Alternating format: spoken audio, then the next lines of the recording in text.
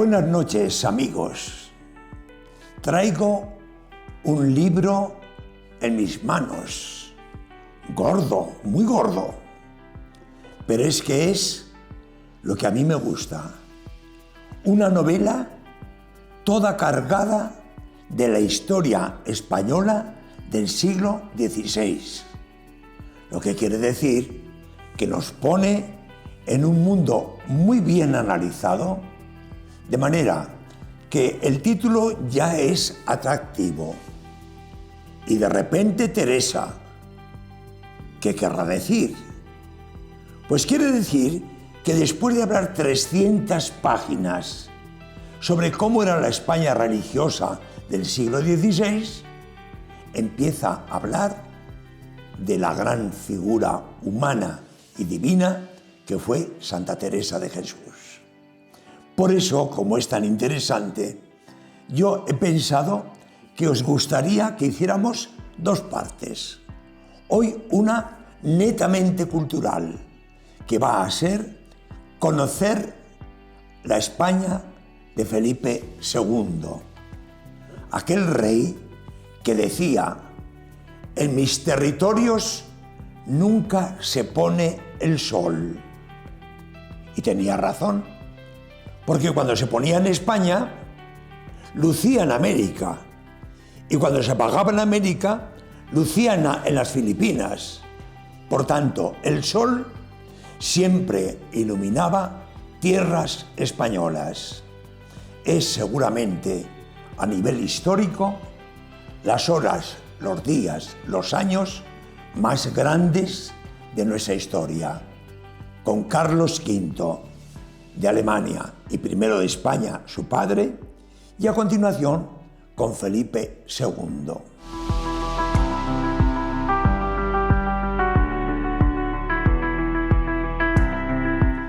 Pero entre tanto han pasado una serie de cosas.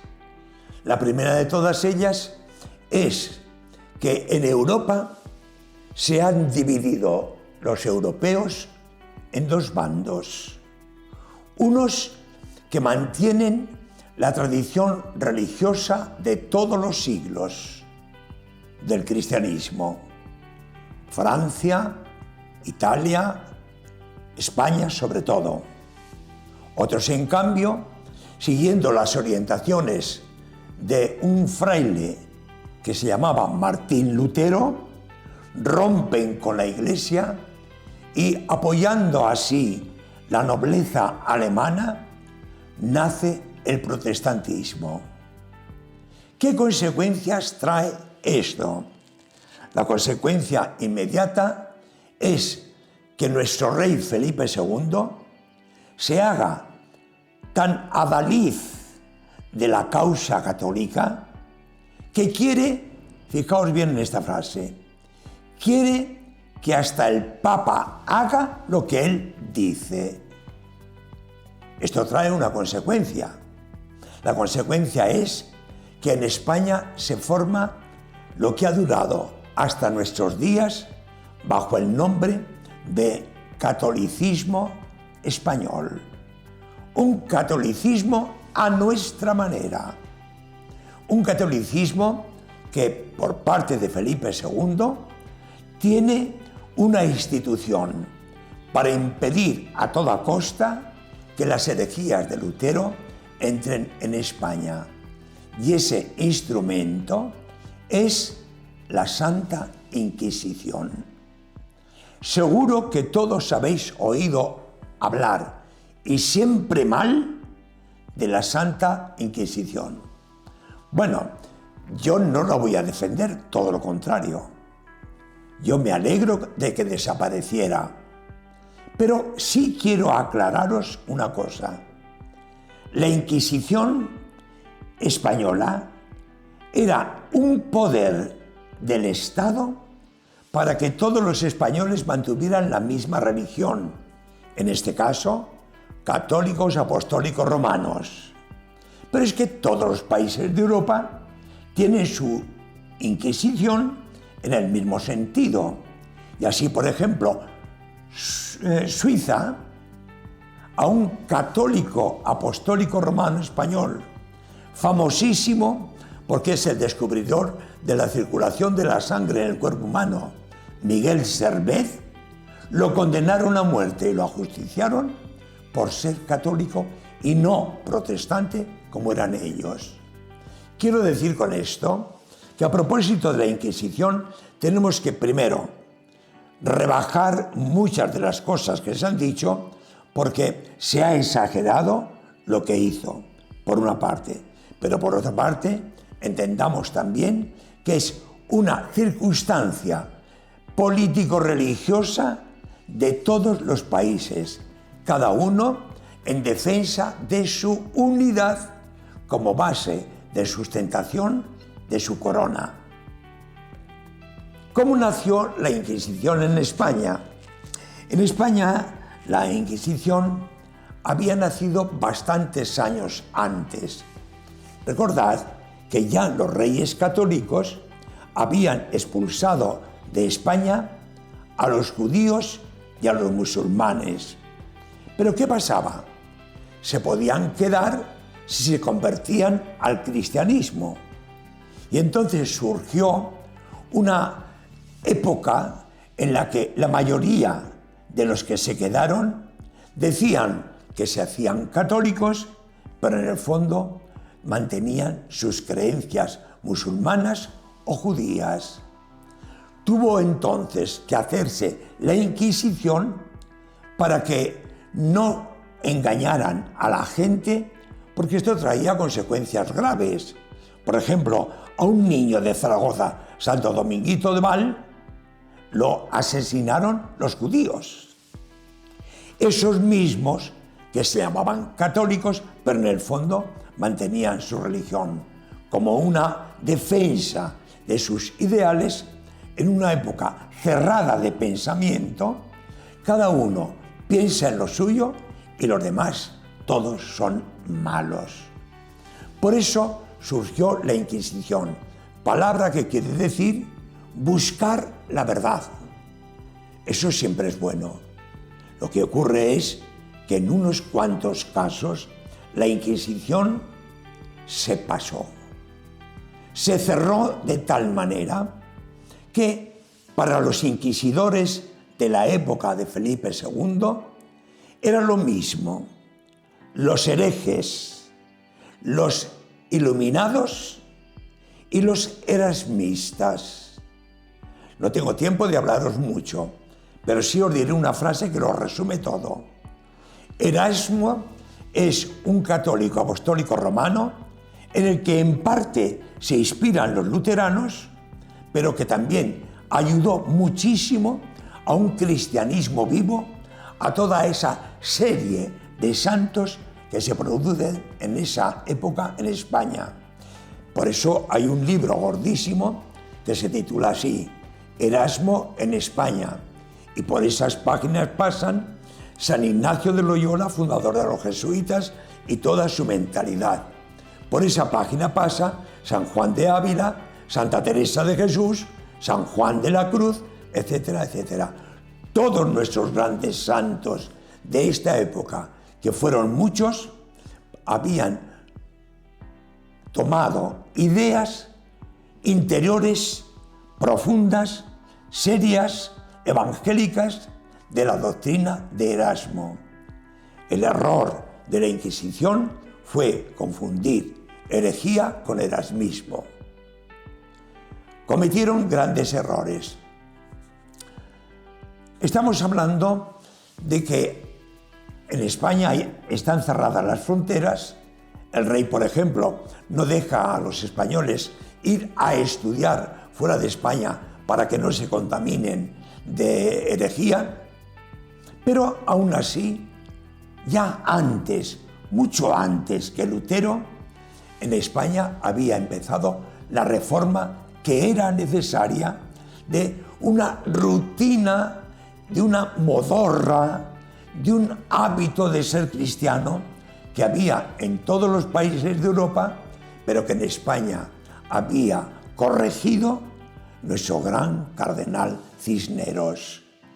No solo fundando la Universidad de Alcalá de Henares como fuente de sabiduría de la que va a nacer todo lo demás, sino impulsando también toda la ascética, todo el recogimiento, toda la virtud, toda la vida interior propia del cardenal Cisneros, que básicamente era un fraile franciscano a quien Isabel la Católica, por su santidad y sabiduría, había elegido para que fuera su confesor. Y cuando ella muere, queda como regente de Castilla hasta que Carlos V llegue a la mayoría de edad y pueda gobernar España. Estamos hablando de cosas muy interesantes de la historia española que nos conviene saber a todos.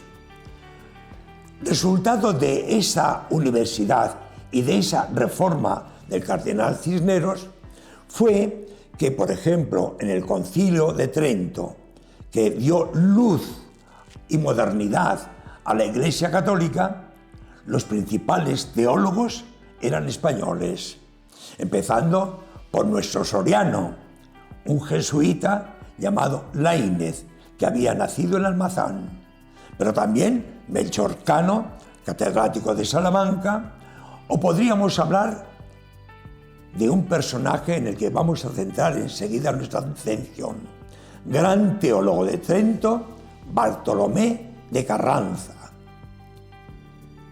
¿Qué ocurre, pues? Que hay grandes santos, pero la mayor diferencia entre luteranos y católicos está en esto. Lutero enseña, para salvarse no hace falta más que tener fe. Las obras no importan, porque todos somos pecadores y no hay quien nos quite los pecados. Morimos y entonces a los que tienen fe, Cristo los envuelve como con un manto y pasan al cielo por haber tenido fe. La Iglesia Católica, sobre todo a partir de Trento, nos dirá, la fe es imprescindible, pero la fe se ha de convertir en obras. Por tanto, si Lutero dice que todos somos pecadores, no es de extrañar que esa pugna de ideas religiosas, herejía y catolicismo, provoque un movimiento religioso muy intenso en toda Europa. Todos viven profundamente su fe, de una manera o de otra. En España nos produce por eso muchos santos, pero hay más. Surge una idea, la idea de que si Lutero dice que somos pecadores y morimos pecadores, vamos a demostrarle en España que hay santos, y junto a esos grandes santos verdaderos que ya os he nombrado, aparecen unos grupos de santos falsos a los que vamos a llamar los iluminados. Hecha esta introducción, vamos a ver un poco el caso de Bartolomé Carranza.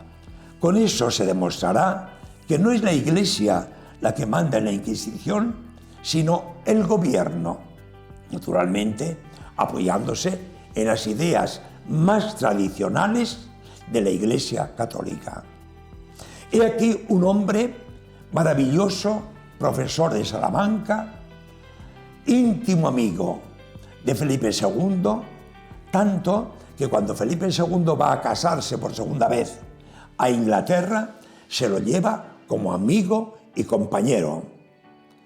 Una vez que vuelven, pues ya como premio, nombra a Bartolomé Carranza arzobispo de Toledo. Toledo era mucho más que Madrid entonces, aunque ya Felipe II había trasladado la corte de Toledo a Madrid. Pero Toledo es una grandísima ciudad y sobre todo su obispo, que es el primado, algo así como si dijéramos el papa de los obispos españoles, eso quiere decir el primado, pues resulta que tiene grandes tierras. Este hombre no quería ser obispo, Bartolomé Carranza, Pero Felipe II, como amigo, le insiste, y entonces él, que ya había brillado en el Concilio de Trento con sus ideas teológicas, acepta la mitra y es nombrado arzobispo primado de Toledo.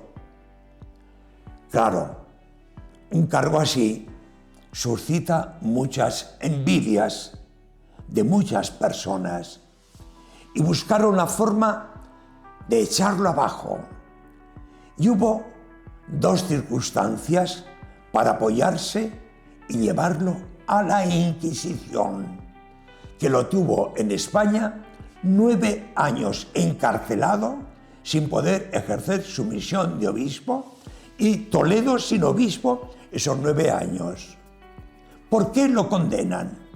Lo condenan porque en una ocasión el arzobispo primado de España había ido a Valladolid, donde había una reunión de cristianos, y a esos él les dio una buena idea, muy del siglo XX o del siglo XXI, pero entonces inaceptable.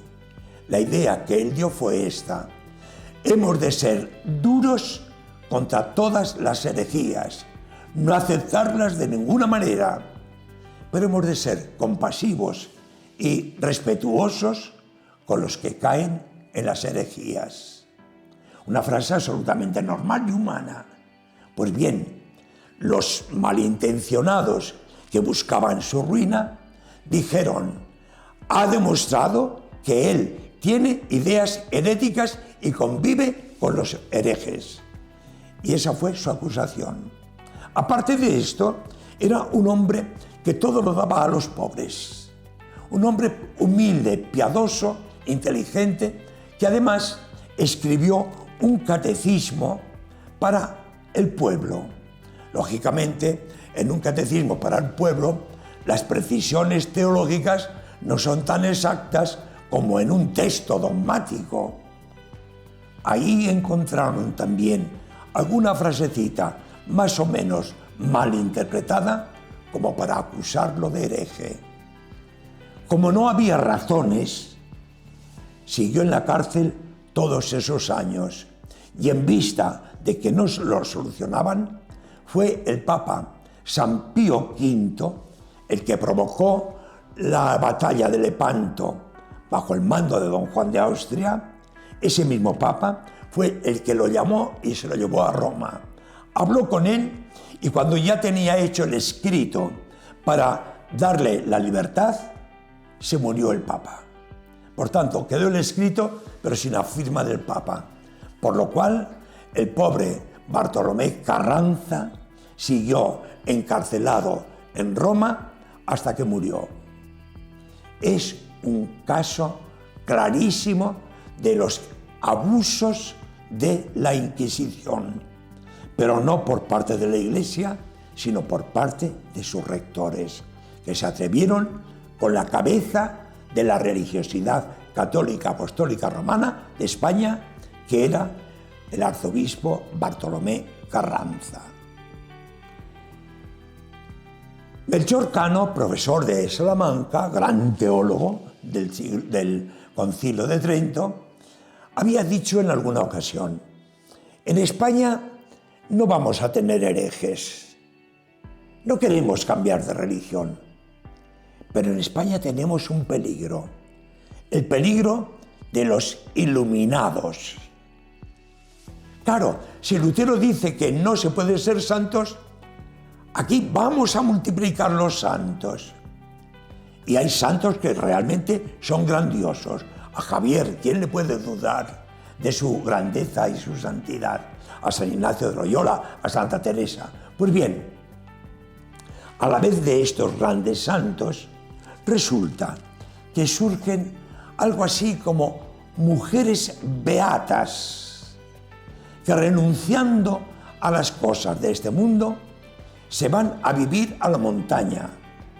Dicen que viven de la oración, pero una vez que hacen oración, llegan a decir que Cristo se les aparece y dialoga con ellas y les dice lo que tienen que hacer. Todo lo demás está mal hecho. Solo es bueno lo que a ellas Cristo les dice. Vamos a analizar, hay muchos casos, pero hay dos casos especialmente importantes de iluminadas españolas. La primera de ella es Magdalena de la Cruz. Vamos a hablar algo de ella. Magdalena de la Cruz es una mujer de Córdoba. En Córdoba entra en un convento religioso, pero pronto es famosa por su santidad entre el pueblo. Alguien está moviendo los hilos para esta santidad y sobre todo se desborda la santidad de Magdalena de la Cruz el día del Corpus en la santa procesión del Corpus Christi. Y es que estaba enferma y la superiora de su convento le dijo: no te levantes, sigue en la cama y aunque hoy no puedas ver por la procesión al Santísimo cuando pasa en procesión, nosotras sí bajaremos. Y entonces ella lo acepta. Pero he aquí que cuando el Santo Cristo, el Santísimo Corpus Christi, con el obispo al frente, pasan por allí, he aquí que se cae un trozo de pared del convento y tras la polvareda aparece nuestra monja piadosamente rezando y contemplando desde la altura de donde se cayó la pared del convento, contemplando el Corpus Christi. Es lo que faltaba, un milagro que demuestra que es una mujer en contacto con Dios. A partir de ahí, todo el mundo empieza a encomendarse a ella. Todo el mundo se cree lo que ella dice, porque además ella amenaza con que quien no crea lo que ella predica de sus visiones con Jesucristo se va a condenar o va a tener una muerte repentina. Claro, la gente vive toda asustada. Siguen dándole innumerables donativos para todo lo que desee.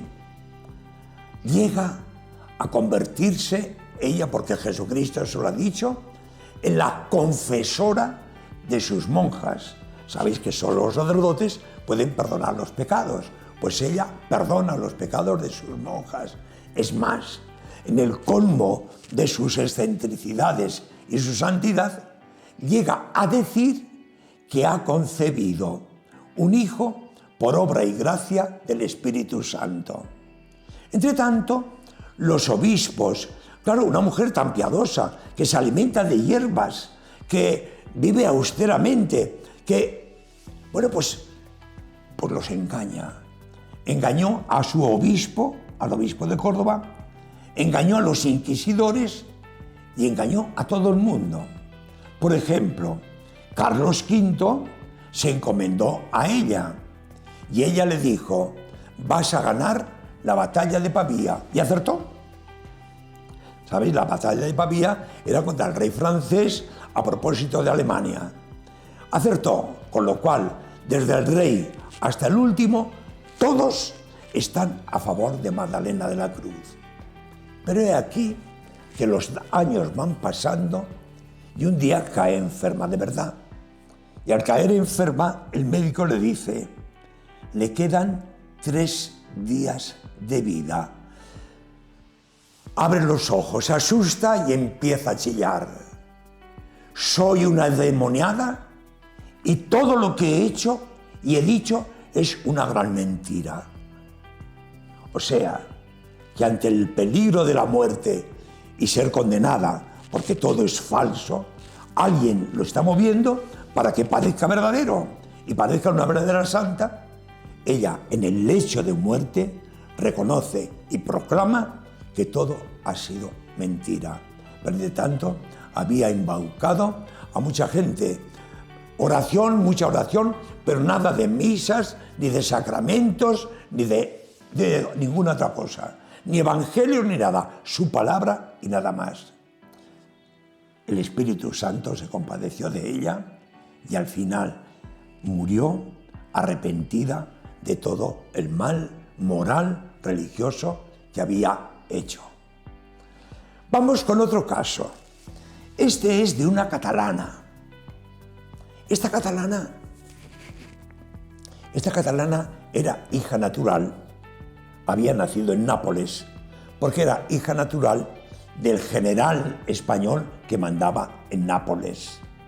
Por tanto, cuando nace, su madre pues la educa en unas monjas capuchinas, hasta que ya ha crecido un poco y se viene a España y entra como camarera de una de las nobles más importantes de España. Hay muchos nobles, condes, duques, entra a servir a una de esas señoras.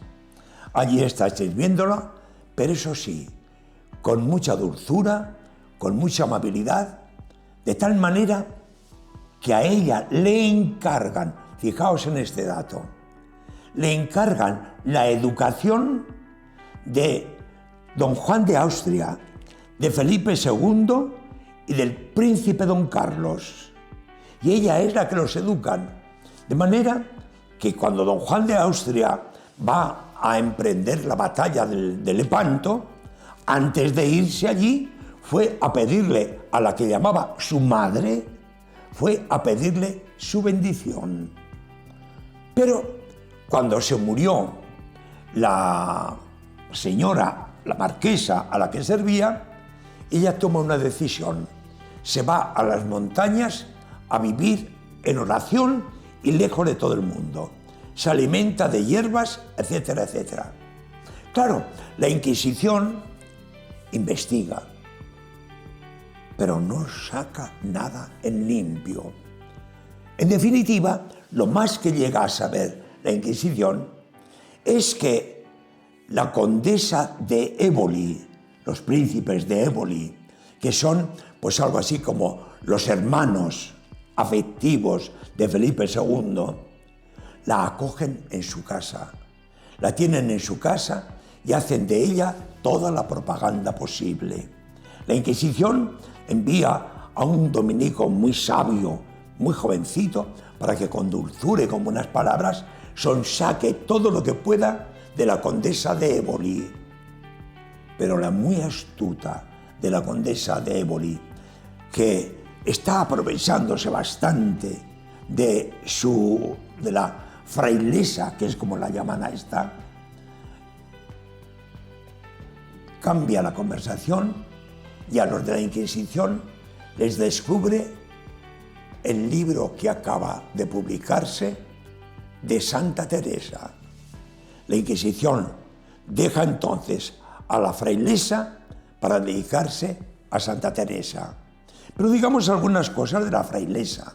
Concretamente, en esa época que se ha ido a las montañas, y fijaos con qué gente estaba alternando. Parece todo maravilloso y propio de un santo. Pues descubren que se corta el pelo y se pone no el hábito de una monja, sino el de un fraile carmelita. O sea, va vestida de hombre, va predicando por todas las calles y tiene una idea, la idea de construir un templo, un convento de frailes reformados. Y con esta idea, pues todo lo que hace, cuando van a verla, todo el mundo deja joyas, le pide milagros, hace bendiciones, etcétera, etcétera. A don Juan de Austria, claro, cuando se fue a después le dijo: tú tranquilo porque vas a ganar esta batalla. Y acertó, se ganó la batalla de Lepanto. Bueno, ¿cómo acabó la historia de la frailesa, que es como el pueblo la conocía, a esta tal Cardona? Pues no lo sé, porque el novelista de esta vida de Santa Teresa, como es novela, va alargando, y así como de Magdalena de la Cruz sí nos ha dicho el final, no he llegado aún al final de la frailesa. Pero lo cierto es que os he contado cómo la Inquisición condenó al principal obispo de España a la cárcel por 9 años, cómo investigan porque no son tanto los herejes los que le preocupan como los iluminados, estos que parecen santos, pero que en definitiva son personas seguramente devotas, pero que manipuladas por unos cuantos interesados sacan mucho dinero con las peregrinaciones, con las exhibiciones en las plazas, con los discursos que ellas hacen, como la frailesa. Y en este ambiente, cuando España está con esa inquietud religiosa y la Inquisición en esa tarea, entonces, de repente, aparece Teresa. Y el próximo día os diré lo que le pasó a Santa Teresa. Ojalá hayáis pasado un buen rato y hayáis conocido un poco más cosas de nuestra historia. Buenas noches, amigos.